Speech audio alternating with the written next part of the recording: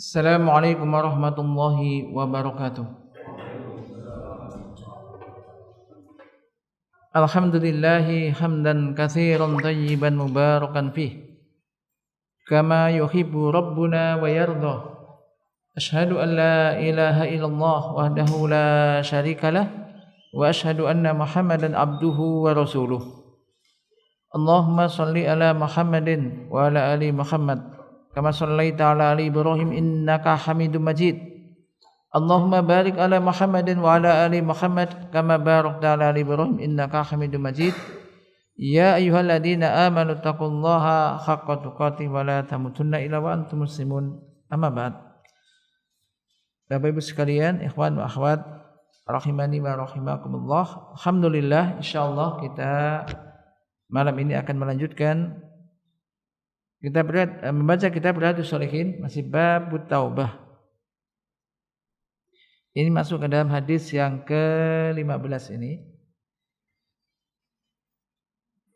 Naam, Iqra.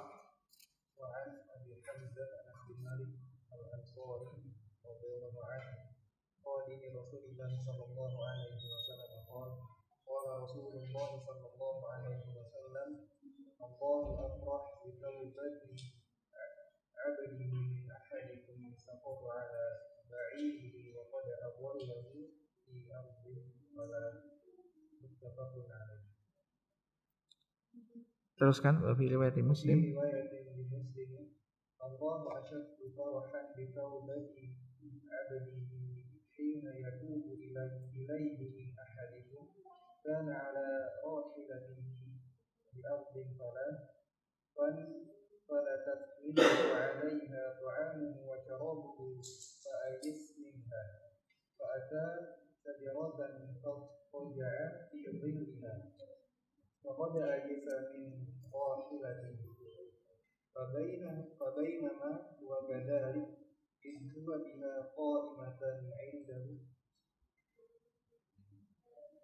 فأخذ بخطامها ثم قال من شدة الفرح اللهم أنت عبدي وأنا ربك أخطأ من شدة الفرح. نعم. Wan Abi Hamzah, dan dari Abu Hamzah Anas bin Malik Al-Ansari radhiyallahu anhu, khadimi Rasulillah sallallahu alaihi wasallam. Nam radhiyallahu anhu qala Rasulullah sallallahu alaihi wasallam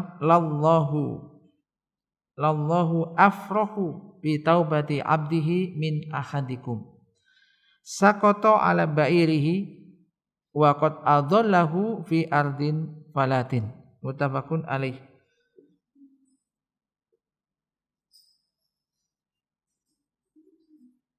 Yani qala mu'allifuna qala syarih qauluhu rahimahullah khadimun Nabi sallallahu alaihi wasallam.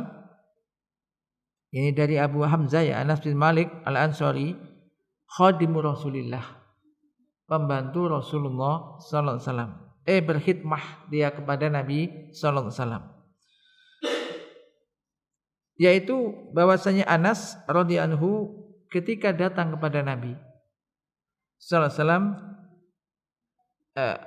ketika Nabi sallallahu alaihi wasallam khina qadima Nabi sallallahu alaihi wasallam al-Madinata atas bihi umuhu ila Rasulillah sallallahu alaihi wasallam. Wa qala salahu hadza Anas bin Malik yahdimuka faqabila Nabi sallallahu alaihi wasallam dzalik wa sara Anas min khuddamin Nabi sallallahu alaihi wasallam.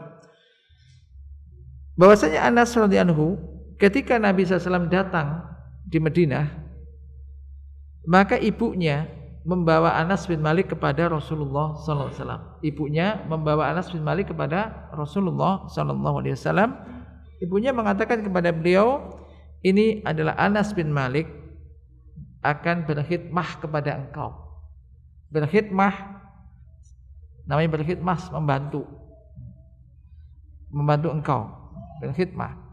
Maka Nabi SAW pun menerima hal itu. Maka Anas bin Malik termasuk di antara salah satu min khuddamin Nabi, termasuk di antara pembantu Nabi sallallahu alaihi wasallam. Banyak orang-orang berkhidmah kepada Nabi sallallahu alaihi wasallam, termasuk di antaranya Anas bin Malik. Maka di sini zakara Anas radhiyallahu anhu anna Rasul sallallahu alaihi wasallam qala lallahu. Ini bukan lillahi tapi lallahu. Asaddu farahan bi taubati abdihi idza taba ilaihi.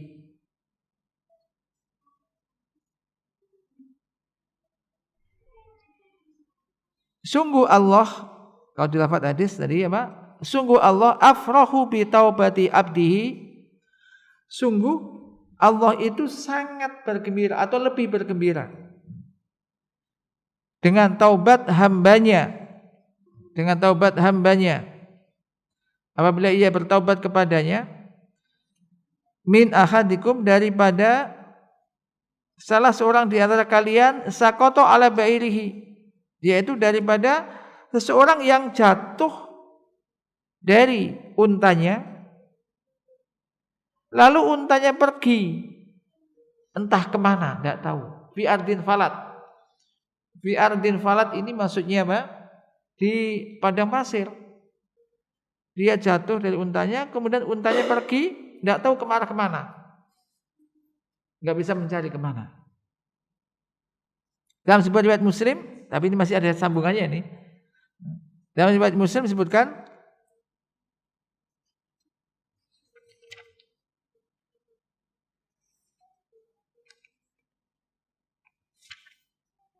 yaitu menyebutkan kisah di sini ya, riwayat Muslim, sungguh Allah asyaddu farahan, sungguh Allah lebih bergembira daripada taubatnya dengan taubat hambanya ketika ia bertaubat kepadanya, daripada salah satu di antara kalian berada di atas binatang kendaraannya di ardin falat, di negeri atau di tempat yang di padang pasir, maksudnya di padang Sahara. Fanfalatat minhu, maka untanya ini pergi darinya. Jatuh tadi kemudian pergi darinya. Sementara di atas kendaraannya, di atas untanya itu ada makanannya, kemudian minumannya. Lalu ia putus asa dari situ. Fatasajaratan fataja'a fi dhilliha, maka ia datang ke sebuah pohon, bersandar di situ. Ini apa? Itoja'a, berbaring di bawah apa? Bayangan atau berteduh di bawah pohon tersebut. Waqad aisa min rohilatihi, ya sudah putus asa, dicari di mana enggak ketemu. Akhirnya apa? Fa bainama huwa kadzalik, maka ketika ia dalam kondisi semacam itu, idza huwa biha qaimatan indahu, tiba-tiba binatangnya ada pada sisinya, datang di dekatnya. Fa akhadha bi khitamiha, lalu ia memegang tali kendalinya. Semakala min sitati farah, kemudian saking senangnya ia berkata, berucap, terbalik mengucapannya, Allahumma anta abdi wa ana rabbuka ahtu amin sitati farah. Ya Allah, anta abdi. Saking senangnya keliru ngomong, ya Allah, engkau hambaku dan aku ini adalah Tuhanmu. Saking senangnya, saking bergembiranya. Dan ini apa? Kisah dari sini. Jadi kisahnya tadi sekali lagi, seseorang di padang Sahara tadi ya, tidak ada seorang pun di sisinya, enggak ada. Kemudian tidak ada air, tidak ada minuman, tidak ada manusia. Lalu binatang kendaraannya hilang. Pergi kemana? Sementara di situ ada perbekalannya. Bayangkan di tengah padang Sahara, untanya penuh dengan minuman, makanannya ada di situ. Tiba-tiba untanya hilang, pergi kemana nggak tahu. Ia mencari ke sana kemari nggak menemukan, maka pergilah ke sebuah pohon. Dia tidur di bawahnya, menanti kematian. Menanti mati aja lah gitu. Kenapa? Karena mencari untanya nggak dapat. Kemudian mau pergi nggak ada kendaraan, mau makan nggak ada makanan. maka dia kayak sudah berputus asa dari hidupnya. Ya, karena makanan dan minumannya ada di untanya tadi, sementara untanya hilang. Maka dalam kondisi semacam itu tadi tiba-tiba untanya ada di sampingnya. Qata'an laqah hitamuha, kalau di sini konteksnya dijelaskan, jadi tali kendalinya ada pada pohon itu, lalu ia tidur di bawahnya. Kemudian tadi ia pegang, melihat untanya datang dengan penuh ya lengkap, maka ia sangat senang sekali. Tidak bisa dibayangkan lah seseorang kendaraannya hilang, ini binatangnya hilang, kemudian sudah putus asa, tiba-tiba ia menemukan ada di situ, kembali lagi gitu, lengkap, tidak ada berkurang sedikit pun perbekalannya. Maka tentunya ini sangat senang sekali. Berarti masih bisa hidup kembali, enggak jadi mati. Sangat begitu. Maka walihada akhadha bil khitam, ia memegang tali tersebut dan mengatakan tadi, Allahumma anta abdi wa ana rabbuka. Terbalik. Arada, inginnya dia itu menyanjung Allah, memuji Allah. Harusnya yaitu mengatakan Allahumma anta rabbi wa ana abduka. Maunya begitu, maunya. Tapi karena saking senangnya keperucut bicaranya, lepas bicaranya, karena saking senangnya salah dalam pengucapan. Mengatakan Allahumma anta abdi wa ana rabbuka. Nah, ikhwan sekalian, Bapak Ibu sekalian dimati Allah Subhanahu wa taala, di dalam kisah hadis ini, tema sini ada beberapa faedah. Yang pertama, fi hadzal hadisi min fawaid, awalan dalilun ala farahillahi azza wa jalla bi taubati min abdihi idza taba ilaihi. Wa annahu yuhibbu dzalik subhanahu wa ta'ala mahabbatan adzimatan. Dalil yang menunjukkan yakni bergembiranya Allah Subhanahu wa taala, Allah Azza wa Jalla dengan taubat dari hambanya apabila ia bertaubat kepadanya. Dan bahwasanya Allah mencintai hal itu. Allah mencintai hal itu. Mencintai apa? Taubatnya hamba kepadanya apabila ia bertaubat kepadanya, yaitu dengan kecintaan yang sangat besar. Akan tetapi perhatikan, walakin la li ajli hajatihi ila a'malina wa taubatina fadhu ghaniyun anna. Saya menyebutkan akan tetapi gembiranya Allah itu bukan karena Allah butuh amal kita. Berarti kalau budak tadi, seorang tadi kehilangan untanya penuh dengan makanan minumannya, begitu hilang kembali lagi senang. Kenapa? Karena dia butuh makan dan minumannya. Paham ya? Sangat senang sekali. Kita kehilangan sesuatu kemudian menemukan, senang sekali. Tapi Allah senang dengan taubatnya hambanya, bukan karena Allah itu butuh amal kita dan taubat kita. Perhatikan ini. Bukan berarti Allah membutuhkan amalan kita atau taubat kita.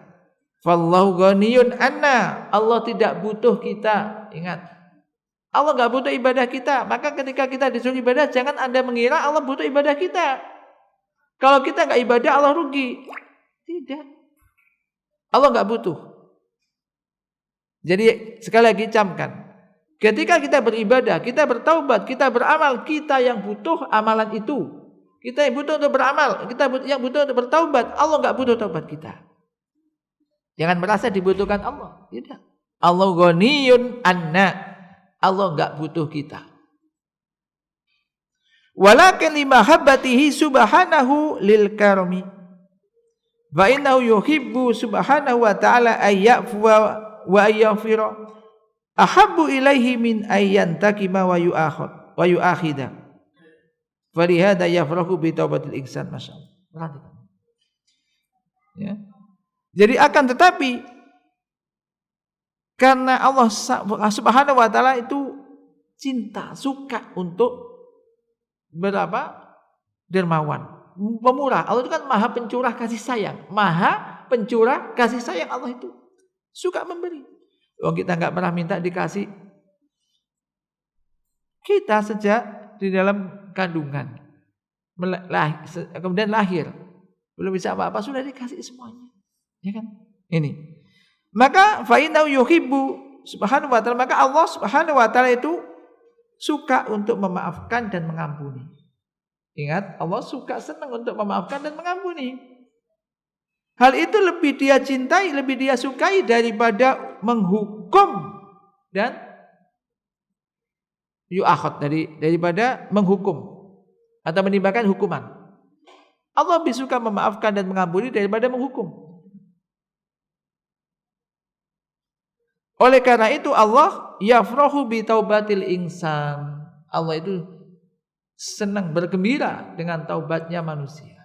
Ketika ada manusia bertaubat, itu Allah suka. Allah senang taubat itu. Senang hal itu. Fa fi hadzal hadisi khassun ala taubah li anna Allah yuhibbuha. Perhatikan.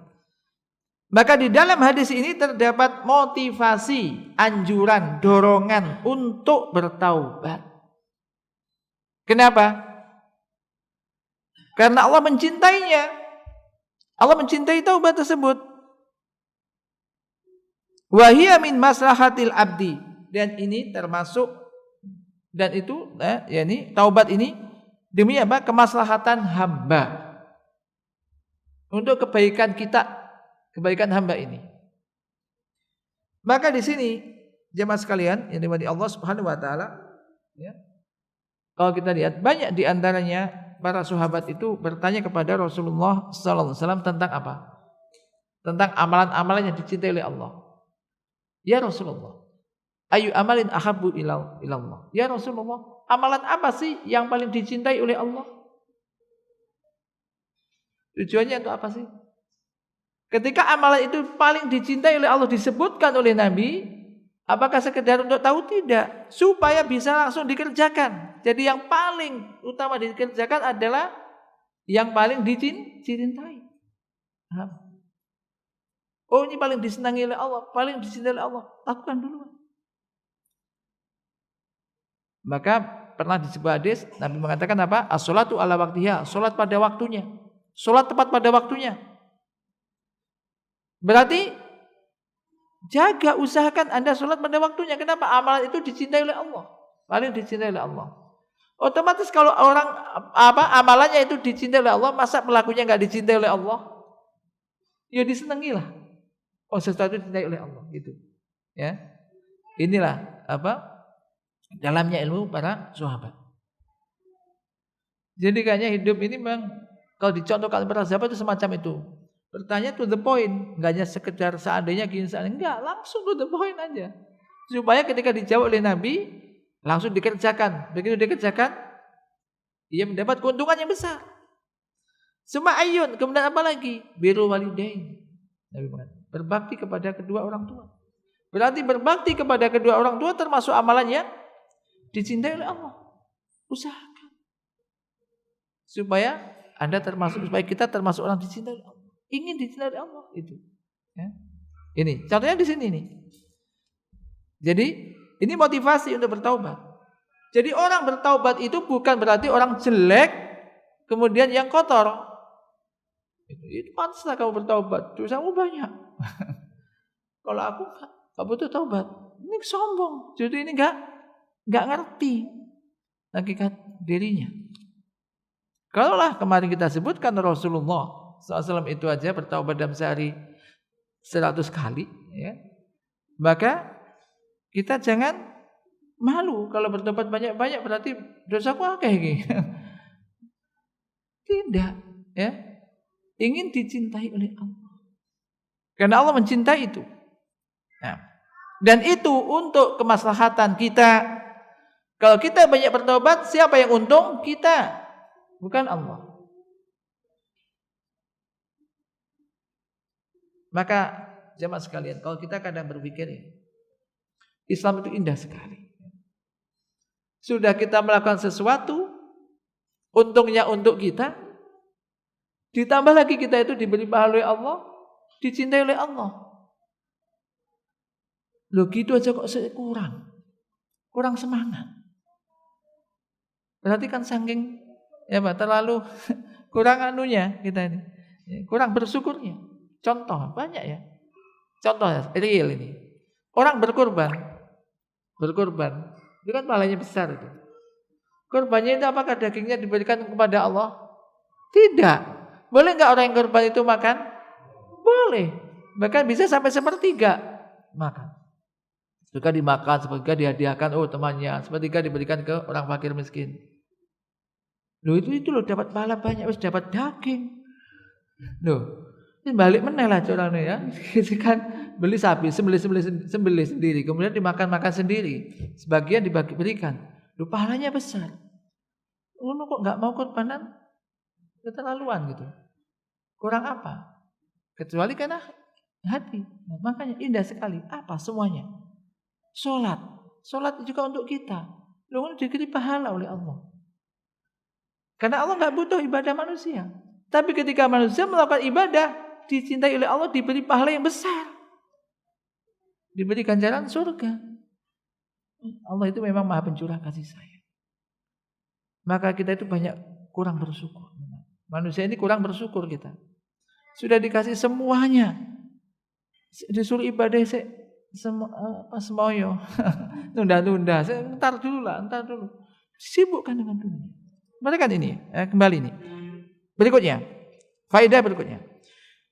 Fihi isbatul farah lillahi azza wa jalla. Menetapkan adanya sifat gembira bagi Allah azza wa jalla. Maka dia Allah subhanahu wa ta'ala yafrah. Allah subhanahu wa ta'ala juga bergembira. Wa yaghdab murka, wa yakrah membenci, wa yuhibbu dan mencintai. Akan tetapi sifat-sifat ini tidak sama seperti sifat kita. Jamkan. Ya. Karena Allah Subhanahu wa taala telah berfirman, "Laisa kamitslihi syai'un wa huwas samiul basir." Tidak ada suatu apapun yang bisa menyamainya, yang menyerupainya. Wa huwas samiul basir. Sedang dia Allah itu Maha mendengar lagi Maha melihat. Maka ini semua sifat-sifat Allah demikian. Kita imani apa adanya.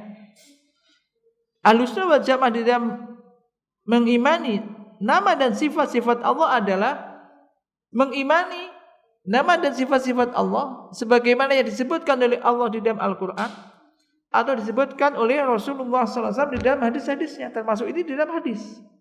Kita imani apa adanya. Min ghairi tahrif, tanpa mentahrif. Mentahrif itu enggak, maksudnya itu enggak gembiramu, maksudnya itu begini, itu tahrif, diganti maknanya. Maknanya enggak begitu. Ini mengubah dari makna aslinya ke makna yang lain. Maka ini tahrif, enggak boleh.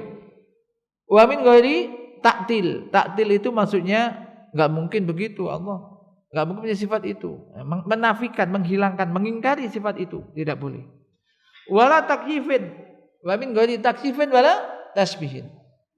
Dan juga tanpa menanyakan bagaimana hakikatnya, enggak boleh. Hakikatnya gembiranya bagaimana? Enggak boleh. Kan enggak ada yang tahu. Yang tahu hanya Allah Ta'ala. Bagaimana kita enggak bisa bayangkan, Allah saja enggak bisa melihat Allah di dunia ini, bagaimana kita akan bisa membayangkan? Maka enggak boleh, enggak usah dibayangkan. Mengiman itu wajib. Mengiman itu wajib, menanyakan bagaimana hakikatnya, menanyakan tidak boleh. Bagaimana hakikatnya tidak ada yang tahu. Ini semua sifat Allah demikian. Maka di sini Allah juga bergembira sesuai dengan keagungan Allah. Tidak sama dengan gembiranya makhluk. Ingat, tidak sama dengan gembiranya makhluk. Pelajaran ketiga. Fihi dalilun ala annal insana idza akhta'a fi qaulin minal aqwali walau kana kufran sabaqa lisanuhu ilaihi fa innahu la yu'akhadhu bihi. Di dalam hadis ini terdapat dalil yang menunjukkan bahwasanya manusia itu apabila salah dalam berucap, walaupun yang diucapkan itu kata-kata kufur, tapi keliru enggak sengaja. Karena keprojo tadi, keprojo itu terlalu lepas, gitu. Terlepas tanpa sengaja, maka ia tidak dihukum. Tidak dihukum. Laki-laki yang disebutkan di sini mengucapkan kata-kata kufur. Kalau disengaja enggak boleh.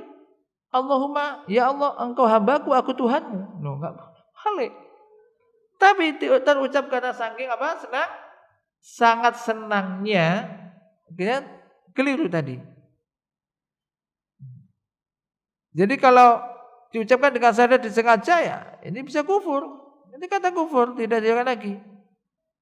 Akan tetapi tatkala itu keluar karena kesalahan, karena sebab sangat gembiranya, kemudian ia jatuh salah dalam mengucap, dan dia tidak sadar kalau mengucapkan hal semacam itu, maka sara ghairu mu'akhadin bihi, maka ia tidak disiksa karenanya. Tidak bisa dikatakan kamu kafir. Ini. Fa idza akhta'al insanu fi kalimatil kufur fa innahu la yu'akhadhu biha wa kadzalika ghairuha minal kalimat. Apabila manusia salah dalam suatu kalimat, termasuk kalimat kufur yang diucapkan, namun dia tidak sengaja, maka ia tidak dihukum. Tidak dihukum karenanya. Demikian juga kata-kata atau kalimat-kalimat yang lain. Misalkan ia mencela seseorang tapi karena salah, enggak sengaja. Atau mentalak istrinya tapi enggak sengaja. Tanpa sengaja. Atau termasuk a'taqa abdahu, membebaskan budaknya karena tidak sengaja, maka semua itu la yatarattabu alaihi syai', tidak berakibat apa-apa karena ketidaksengajaan dari pelakunya. Karena manusia nilam yaksidhu, pelakunya itu tidak meniatkan hal semacam itu, tidak sengaja melakukan hal itu. Fahuwa kallagwi fil yamin. Dan ini seperti lagau di dalam yamin itu sumpah. Allah Ta'ala berfirman, la yu'akhidukumullahu billaghwi fi aymanikum walaki yu'akhidukum bima kasabat qulubukum. Allah tidak menghukum kalian karena lagau, sesuatu yang tidak sengaja, fi aymanikum, di dalam sumpah kalian, akan tetapi Allah menghukum kalian karena sebab apa yang diperbuat oleh hati kalian, maksudnya diniatkan oleh hatinya. Lain halnya dengan orang yang mengolok-olok mustahzi. Maka fa'innal mustahzi'a yakfuru idza qala kalimatul kufur. Orang yang niatnya mengolok-olok ajaran atau yang lainnya, ajaran agama, maka ia bisa kufur apabila ia mengucapkan kata-kata apa? Kufur. Kata-kata kufur. Kalau ia niatnya apa? Mengolok-olok. Perhatikan firman Allah Subhanahu wa taala. Wala in sa'altahum la yaqulunna innama kunna nahudu wa nal'ab. Qul abillahi wa ayatihi wa rasulihi kuntum tastahzi'un. La ta'tadiru qad kafartum ba'da imanikum. Ya, ini kisahnya di situ. Ya, ini ada orang-orang itu mengolok-olok Nabi dan para sahabat. Diolok. Ini orang yang banyak makan. Ini pokoknya diolok-olok. Disindir, tapi sindirnya itu ngolok. Maka dilaporkan kepada Nabi. Kemudian turun ayat ini. Dan jika kamu tanya mereka, niscaya mereka akan mengatakan sesungguhnya kami itu hanyalah ngobrol candaan. Nahudu wa nal'ab. Kami hanya mengucapkan ucapan-ucapan yang bermain-main saja. Katakanlah, kata Allah, apakah terhadap Allah dan ayat-ayatnya serta Rasulnya kalian mengolok-olok? Maka ini hati-hati ya.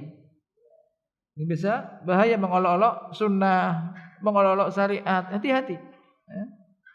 La ta'tadiru kata Allah. Enggak ada. Kamu enggak usah minta maaf, minta maaf.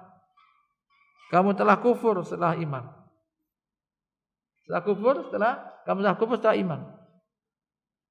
Maka jangan sekali-kali kita itu bercandaan itu berkaitan dengan agama. Entah berkaitan dengan surga neraka misalkan. Ada pahala surga kemudian diejek, diolok, mengolok, ya. Kesannya ya ada olok-olok, bercandaan, olok-olokan surga neraka. Atau ada orang yang mengamalkan sunnah diolok-olok, ya.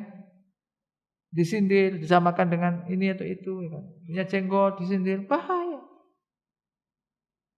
Bahaya. Kalau Anda belum mampu ya sudah, lakukan sunnah semampu Anda. Ketika kita enggak mampu jangan ngolok-ngolok orang mengamalkan sunnah. Walaupun orang itu bukan masalah orang itu, Allah nanti yang menghukum. Ya, Allah yang menghukum. Enggak boleh. Ya, enggak boleh. Sekedar main-main. Ya, kadang-kadang iseng. Kadang-kadang orang enggak sengaja karena enggak suka dengan temannya seseorang, akhirnya yang diolok-olok bukan orangnya tapi apa yang dilakukan. Sunnah-sunnah dilakukan. Oh, celananya di atas mata kaki lah, jenggotnya panjang disamakan dengan kambing atau apa misalkan, dipanggil dengan ini. Atau misalkan olok-olok, contohnya misalkan ada temannya begitu lewat, dia panggil temannya, "Be, misalkan. Dia panggil temannya ini. Itu ada itu Be lewat, enggak bisa. Itu bahaya. Dan Allah yang mengerti hati. Nah, kalau pas begitu langsung diambil nyawanya terus enggak bisa kembali mati langsung gimana? Apakah enggak mungkin? Sangat mungkin. Allah itu Maha Kuasa. Ubun-ubun semua manusia di tangan Allah. Kalau seandainya manusia, kalau seandainya manusia setiap akan kesal langsung dihukum mati itu habis mungkin manusia itu. Makanya tadi Allah lebih suka, kalau udah taubat ya, Allah lebih suka memberi maaf dan mengampuni daripada menghukum. Ini pelajaran, jadi tidak boleh istihza. Maka fal mustahzi, maka orang yang istihza itu qasadal kalam. Orang yang istihza niatnya mengolok-olok itu sudah memang niat ngomong untuk ngolok. Beda yang tadi. Yang tadi keliru itu ada niatan enggak ngomong begitu? Enggak. Kita kan kadang-kadang bisa aja ya saking berlebihannya itu kemudian keliru. Keliru di dalam omongan dan semacam itu. Jadi kalau orang niat olok-olok, maka ini bahaya. Ini bisa kufur.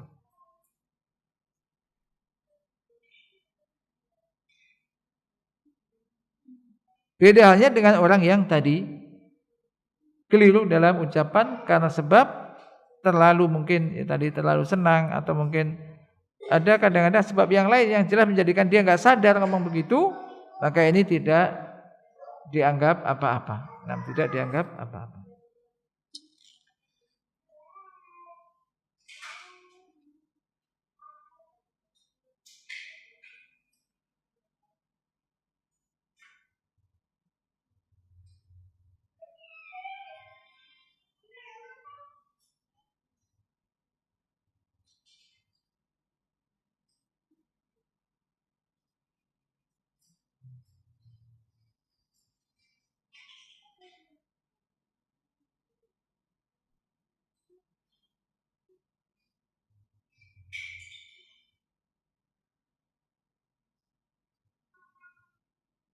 Kemudian juga di sini juga ada faedah, ya, saya tambahkan lagi, yakni luasnya rahmat Allah Subhanahu wa taala. Luasnya rahmat Allah Subhanahu wa taala yang mengampuni orang-orang yang salah dan menerima orang berbuat baik, kebaikannya. Menerima taubat dan juga mengampuni dosa.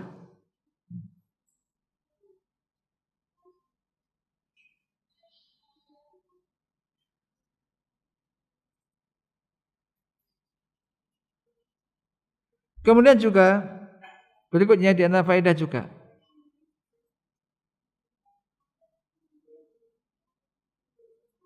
berserah diri, berserah diri pasrah dengan keputusan Allah Ta'ala itu khairun wa barakah.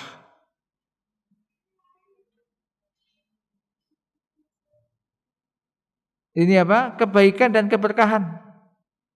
Karena hamba ini tatkala sudah merasa capek mencari binatang kendaraannya ke sana kemari enggak ketemu, akhirnya apa? Pasrah sudah wes. Pasrah aja wes. Tidur aja di bawah pohon pasrah sampai menanti mati. Serahkan sudah kepada Allah. Lalu Allah memberikan karunia mengembalikan binatang yang hilang. Jadi pasrah pada Allah sudah. Itu milik Allah. Maka ada innalillahi wa inna ilaihi raji'un. Itu kan mengingatkan ya sudah sesungguhnya kita itu memang milik Allah dan akan kembali kepada Allah. Sudah. Pasrah. Maka itu menjadi kebaikan. Kalau Allah mengganti mendatangkan sangat mudah. Dari mana tadi? Enggak tahu. Dia tidur serut begitu udah bangun tiba-tiba ada. Oh sangat mungkin bagi Allah. Karena Allah Maha Kuasa. Maha Kuasa. Demikian juga yaitu mencontoh Nabi SAW di dalam membuat perumpamaan untuk menjelaskan makna. Ini semacam ini kan supaya orang lebih jelas bahwasanya memang Allah itu lebih bergembira. Kalaulah orang yang tadi kehilangan binatang tunggangannya kemudian menemukan itu senang, kita nggak usah binatang kendaraan. Apalah, misalkan kendaraan apa kita kehilangan sesuatu yang memang mulia, apalagi dibutuhkan, dicari ke sana kemari nggak ketemu, tiba-tiba kok ketemu, senang sekali kan, mesti senang kita. Nah Allah lebih senang. Ini kan menggambarkan aja supaya orang lebih paham, cepat paham akan makna yang diinginkan, cepat paham. Untuk memperjelas masalah. Untuk memperjelas masalah dan ini banyak sekali. Sering sekali Rasul melakukan semacam itu. Sering sekali. Jadi orang supaya apa? Supaya lebih jelas. Kemudian juga faedah berikutnya adalah juga al-haddu ala muhasabatin nafsi. yakni motivasi dorongan untuk muhasabah. Itu bermuhasabah ini muhasabah diri. Itu muhasabah. Nah. Kemudian saya tambahkan lagi. Jadi ini pentingnya. Misalkan kita mendapati nas semacam ini, apakah kita hanya sekedar tahu ceritanya tok? Oh tadi ada cerita memang untuk orang dulu disebutkan Allah lebih bergembira daripada gembiranya seorang menemukan barang yang hilang. Tidak. Apa yang diinginkan? Action. Action dari kita. Iya kan? Walaupun tidak diperintahkan tapi kan berarti tadi itu tersirat tadi. Kalau begitu ya Allah semangat sekali. Kalau begitu aku akan berbanyak taubat pada Allah. Karena Allah ternyata justru kalau kita banyak bertobat Allah senang, Allah cinta, Allah sangat bergembira. Berarti ini tidak mengecilkan kita untuk sudah terlalu banyak dosa kemudian enggak bertaubat, tapi justru memperbanyak taubat, sering bertaubat dan termotivasi untuk terus bertaubat. Di mana saja. Bertaubat kepada Allah di mana saja, kapan saja waktunya. Karena kita enggak tahu kapan itu diterima. Ucapan kita taubat yang mana yang diterima kita enggak tahu. Mungkin pas mood lagi sendirian terus kita betul merasa banyak dosa, merasa lagi pas iman naik, pada saat itu kita yang diterima kita enggak tahu. Maka kapan saja selama tidak ada larangan untuk berdoa, untuk mengucapkan taubat istighfar, perbanyak ucapan-ucapan itu. Semoga Allah Subhanahu wa taala menolong kita dan memasukkan kita termasuk orang-orang yang minat tawabin yang banyak bertobat kepada Allah Subhanahu wa taala. Sallallahu ala nabiyyina Muhammad subhanakallahumma wa bihamdika asyhadu an la ilaha illa anta astaghfiruka wa atubu ilaik. Wassalamualaikum warahmatullahi wabarakatuh.